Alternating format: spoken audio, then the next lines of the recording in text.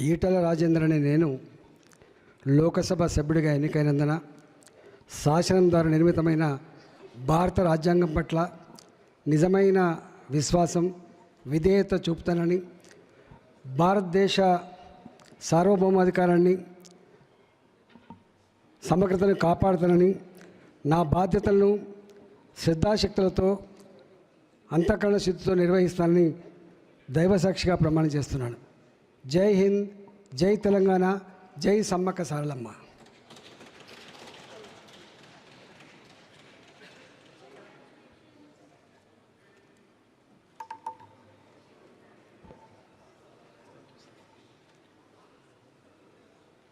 Shri Asaduddin Owaisi.